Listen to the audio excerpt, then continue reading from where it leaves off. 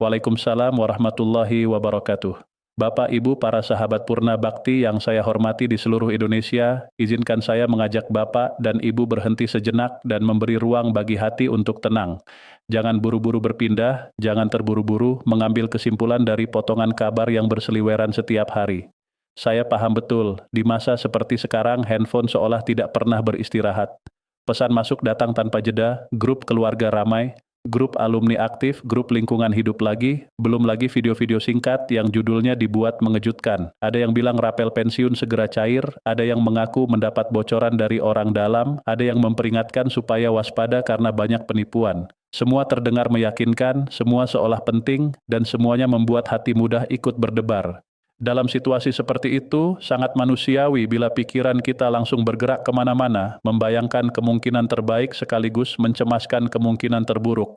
Karena itulah kali ini saya ingin mengajak Bapak dan Ibu duduk tenang, seperti sedang berbincang santai di teras rumah pada sore hari, tanpa suara gaduh, tanpa tekanan, tanpa rasa tergesa-gesa. Kita bahas pelan-pelan dengan hati yang jernih. Apa yang kita bicarakan ini bukan perkara sepele. Ini menyangkut hak orang-orang yang telah menghabiskan masa muda untuk mengabdi kepada negeri. Ada yang puluhan tahun bekerja di kantor, menata administrasi negara dengan disiplin yang tidak pernah putus. Ada yang berdiri di depan kelas mendidik anak bangsa. Ada yang bertugas di lapangan, menjaga ketertiban, keamanan, bahkan kedaulatan negara dengan risiko yang tidak kecil. Ada pula para istri, suami, janda, duda, dan ahli waris yang ikut menanggung perjalanan panjang pengabdian itu dengan sabar dan setia. Maka ketika bicara tentang pensiun, kenaikan, dan rapel yang sedang kita bicarakan bukan sekadar uang. Kita sedang bicara tentang penghargaan, kepastian, dan rasa aman bagi orang-orang yang telah memberi begitu banyak untuk bangsa ini. Bapak dan Ibu yang saya muliakan, masa pensiun dari luar memang sering terlihat nyaman. Banyak orang membayangkan pensiun sebagai masa istirahat total, masa santai bermain dengan cucu, masa menikmati hari tanpa beban pekerjaan. Gambaran itu tidak salah, tetapi tidak sepenuhnya menggambarkan kenyataan. Hanya mereka yang sudah benar-benar menjalaninya yang tahu bahwa masa pensiun adalah fase hidup yang tidak selalu ringan. Dulu selama bertahun-tahun hidup berjalan dengan pola yang jelas. Ada jam bangun, ada rutinitas, ada tugas, ada tanggung jawab, ada suasana kerja, ada teman seperjuangan, ada target yang harus dicapai. Bahkan hal-hal yang dulu terasa melelahkan seperti rapat panjang, tugas mendadak, perjalanan dinas, atau pekerjaan yang menumpuk, ternyata memberi warna dan makna pada hari-hari kita. Lalu tibalah satu masa ketika semua itu berhenti. Hari terakhir, bekerja dilewati dengan haru, ada salam perpisahan, ada ucapan terima kasih, ada perasaan bangga sekaligus kosong. Esok paginya tidak ada lagi seragam, tidak ada lagi apel, tidak ada lagi meja kerja yang menanti. Yang ada adalah rumah, keluarga, waktu yang lebih lapang, dan penghasilan pensiun yang menjadi sandaran utama. Disinilah banyak hati mulai diuji, bukan karena tidak bersyukur, bukan karena kurang menerima takdir, tetapi karena kebutuhan hidup tidak pernah benar-benar berhenti. Tagihan tetap datang, harga kebutuhan pokok bisa naik, tubuh membutuhkan perawatan lebih, obat-obatan rutin harus tetap tersedia, dan kadang-kadang ada kebutuhan keluarga yang datang mendadak. Maka tidak sedikit pensiunan yang setiap awal bulan membuka rekening dengan perasaan campur aduk. Ada syukur karena masih diberi rezeki, tetapi ada juga cemas yang diam-diam menyelinap. Apakah cukup untuk sebulan? Kalau tiba-tiba harus berobat, apakah ada cadangan? Kalau ada keperluan keluarga, dari mana menutupnya? Pertanyaan-pertanyaan seperti ini mungkin tidak selalu terucap, tetapi sering hadir di dalam hati. Dan itu wajar, itu bukan tanda lemah, melainkan tanda bahwa seseorang sedang berusaha menjaga hidup tetap berjalan dengan baik di usia yang tidak lagi muda. Karena itu, ketika muncul kabar tentang kenaikan pensiun atau rapel yang akan dibayarkan, wajar sekali bila banyak hati langsung menyala dengan harapan. Ada yang tersenyum sendiri ketika membacanya. Ada yang langsung menghitung dalam hati, kalau benar cair mungkin bisa membeli obat untuk beberapa bulan ke depan, memperbaiki atap rumah yang bocor, membantu cucu masuk sekolah, atau sekadar bernapas lebih lega karena kebutuhan yang selama ini ditunda akhirnya bisa dipenuhi. Bagi sebagian orang, rapel bukan hanya tambahan dana. Rapel terasa seperti pengakuan bahwa pengabdian mereka masih diingat, bahwa hak mereka tidak dilupakan, bahwa negara masih hadir, walau lewat proses yang sering tidak sederhana. Itulah mengapa isu tentang rapel cepat sekali menyentuh perasaan banyak pensiunan, karena di balik angka-angka itu tersimpan harapan untuk hidup yang sedikit lebih ringan. Akan tetapi, di tengah harapan itu kita juga perlu menjaga kejernihan. Tidak semua informasi yang ramai dibicarakan berarti benar. Tidak semua yang viral itu sahih. Tidak semua video yang judulnya meledak-ledak memiliki isi yang dapat dipertanggungjawabkan. Kadang orang hanya membaca judul, lalu langsung panik. Kadang hanya menonton potongan singkat, lalu merasa sudah tahu semuanya. Padahal urusan kebijakan negara, apalagi yang terkait hak pensiunan, tidak bisa dipahami dari sepenggal kalimat. Kalau dipotong-potong, maknanya bisa melenceng jauh. Kalau disebarkan tanpa pemahaman utuh, akibatnya bisa membuat banyak orang resah. Dan yang paling saya khawatirkan adalah ketika keresahan itu mengganggu ketenangan hidup Bapak dan Ibu. Hati jadi gelisah, tidur jadi tidak nyenyak, emosi jadi mudah naik, dan hubungan dengan keluarga ikut terpengaruh hanya karena kabar yang belum jelas sumbernya.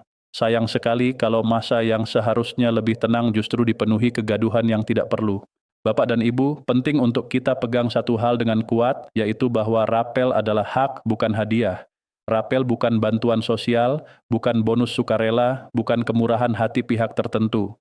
Rapel adalah pembayaran atas selisih yang seharusnya sudah diterima sejak waktu tertentu ketika kebijakan baru mulai berlaku. Jadi kalau ada penyesuaian penghasilan yang berlaku surut, lalu pencairannya baru dilakukan beberapa waktu sesudahnya, maka selisih dari bulan-bulan sebelumnya itulah yang disebut rapel. Karena itu, rapel tidak sepatutnya dipandang sebagai pemberian yang boleh ada, boleh tidak. Ia adalah bagian dari hak yang mengikuti kebijakan yang sah. Maka bila prosesnya berjalan, kita perlu memahaminya dengan tenang dan benar.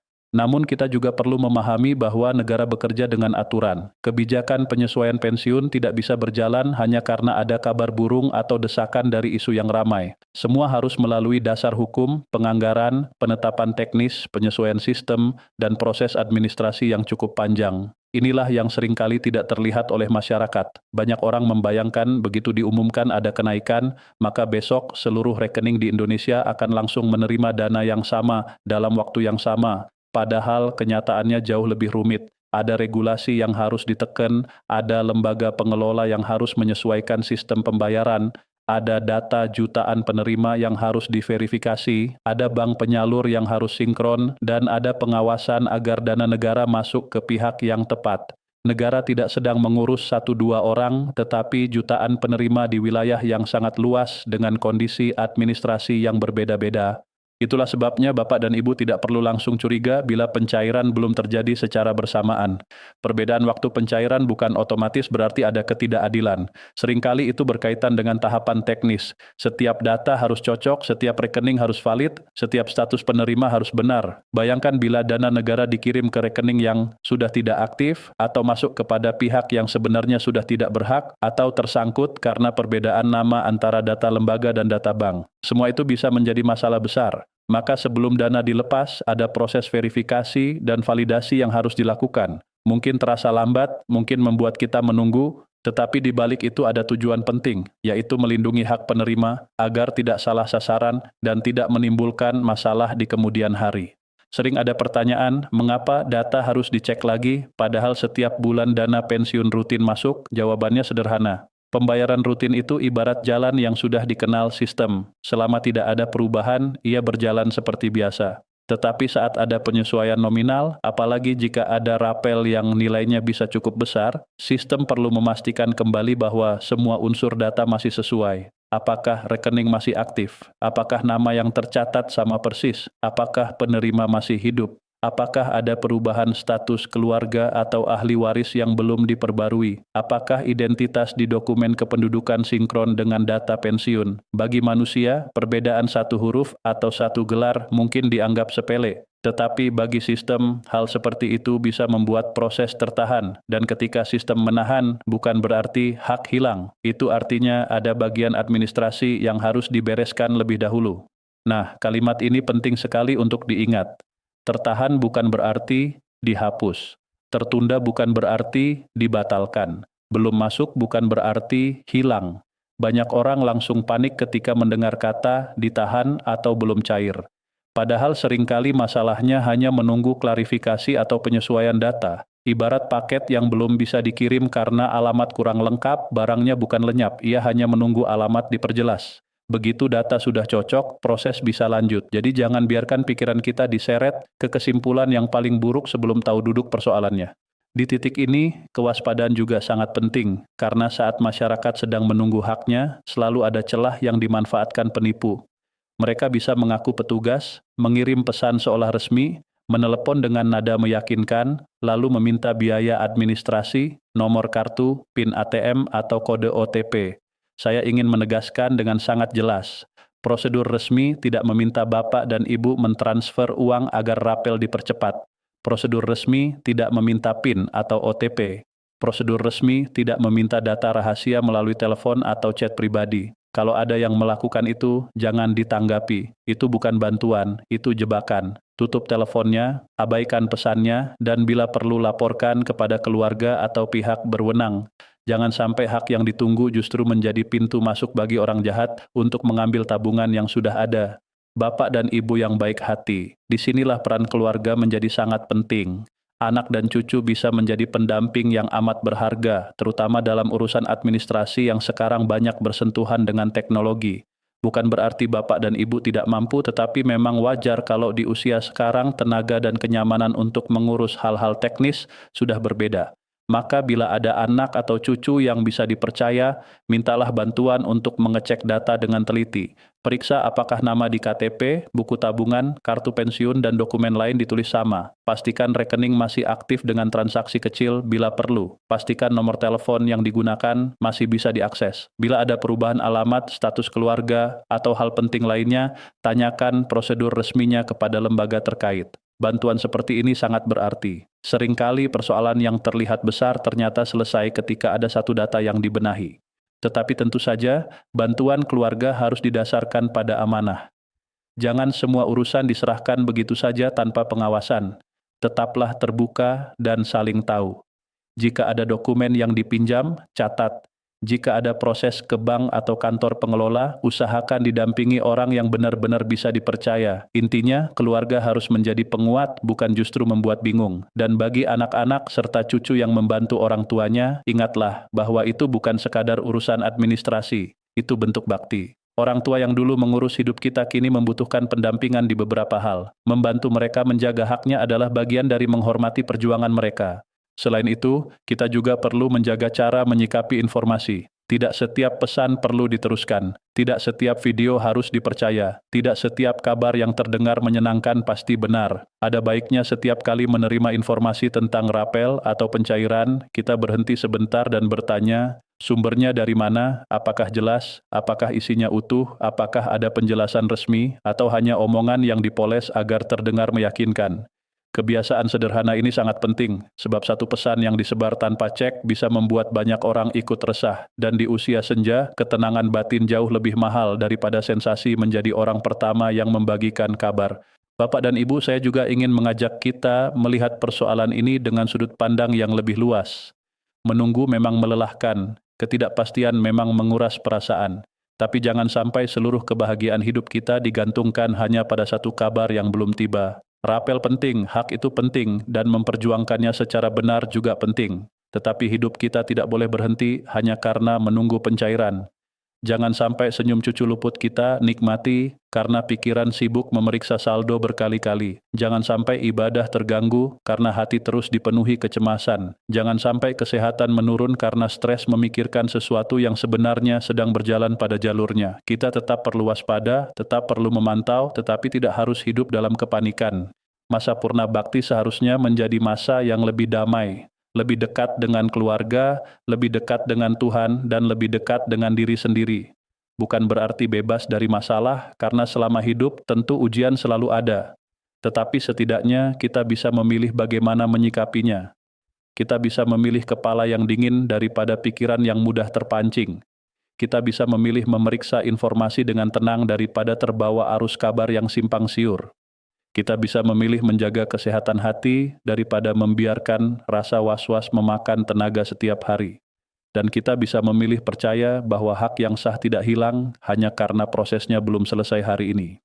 Jadi kalau saat ini Bapak dan Ibu masih menunggu, jangan langsung berburuk sangka. Lihat dulu apa yang bisa diperiksa dari sisi kita sendiri. Pastikan data pribadi rapi, pastikan rekening aktif, pastikan keluarga tahu langkah yang aman, dan pastikan hanya mengikuti informasi dari jalur yang dapat dipercaya. Bila memang ada keterlambatan, bukan berarti hak lenyap. Bisa jadi sistem masih menyesuaikan, bisa jadi data sedang dipadankan, bisa jadi ada proses yang memang harus dituntaskan terlebih dahulu. Menunggu memang tidak nyaman, tetapi menunggu dengan paham jauh lebih menenangkan daripada menunggu sambil dikejar prasangka. Pada akhirnya, yang paling penting bukan hanya soal kapan dana itu masuk, tetapi bagaimana kita menjaga martabat dan ketenangan selama proses itu berjalan. Bapak dan Ibu telah memberi begitu banyak kepada negeri ini. Pengabdian yang panjang tidak pernah menjadi hal kecil, maka jangan biarkan masa tua dirampas oleh kepanikan, hoaks, dan penipuan. Jaga hati, jaga pikiran, jaga kesehatan, dan pegang erat keyakinan bahwa hak yang lahir dari pengabdian tidak boleh dipermainkan. Jika ada hal yang perlu dibenahi, benahi dengan sabar. Jika ada kabar yang belum jelas, tahan diri untuk tidak langsung percaya. Jika ada rasa cemas, tarik napas pelan-pelan dan ingat bahwa banyak hal dalam hidup berjalan lebih baik ketika disikapi dengan tenang. Semoga Bapak dan Ibu selalu diberi kesehatan, umur yang berkah, hati yang lapang, keluarga yang saling menjaga, dan kemudahan dalam setiap urusan. Semoga setiap hak yang memang menjadi bagian Bapak dan Ibu dimudahkan jalannya, dijauhkan dari tangan-tangan curang, dan sampai dengan selamat pada waktu yang tepat. Dan semoga masa purna bakti yang dijalani hari ini tetap dipenuhi rasa syukur, kehormatan, dan ketenangan. Karena Bapak dan Ibu bukan orang biasa.